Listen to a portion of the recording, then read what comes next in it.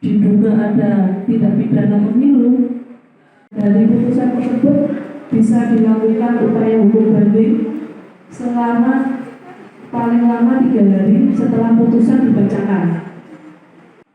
Jadi kalau ada dugaan tindak pidana pemilu, lapornya bukan ke kantor polisi, namun ke Bawaslu. Kemudian di Bawaslu tersebut, laporan tersebut ditindaklanjuti dengan melibatkan tim Gakumdu juga dari unsur kepolisian dan kejaksaan untuk membahas dan menganalisa laporan dugaan tersebut, apakah sudah memenuhi syarat formil ataupun material. Kemudian melapor waktu dan tempat kejadian perkara serta uraian kejadian. Diduga ada tindak pidana pemilu, maka ini kita memang memerlukan peran dari media dan juga dari Gakumdu, utamanya dalam menangani pelanggaran terkait pemilu. Karena dari Bawaslu sendiri ketika menangani pelanggaran juga tidak bisa berdiri sendiri.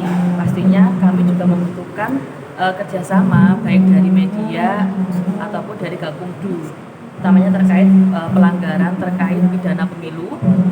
Bawaslu juga tentunya memang perlu bekerja sama dengan Gakumdu, karena untuk pidana pemilu sendiri di Bawaslu kita memang ada serangkaian tahapan yang mana dari kami juga tidak bisa berdiri sendiri, memang harus ada melibatkan.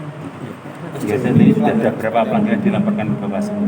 Kalau pelanggaran yang paling banyak saat ini masih di pelanggaran administrasi, yaitu terkait APK, penempatan APK yang dilarang, di tempat yang dilarang.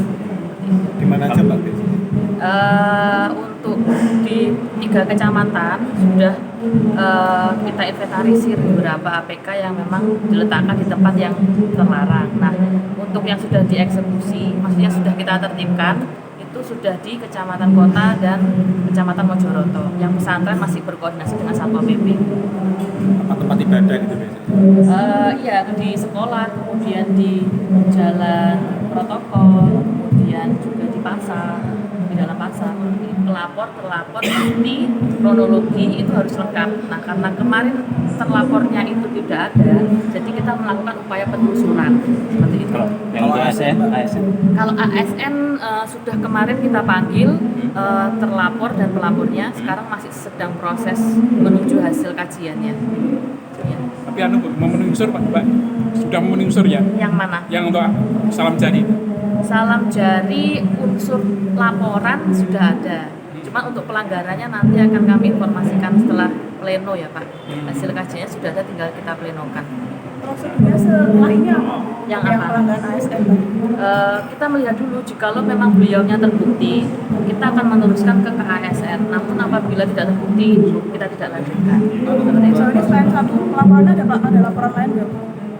Belum ada yang masuk. Kebanyakan di pelanggaran APK itu yang paling banyak. Pak, narasumbernya siapa ini?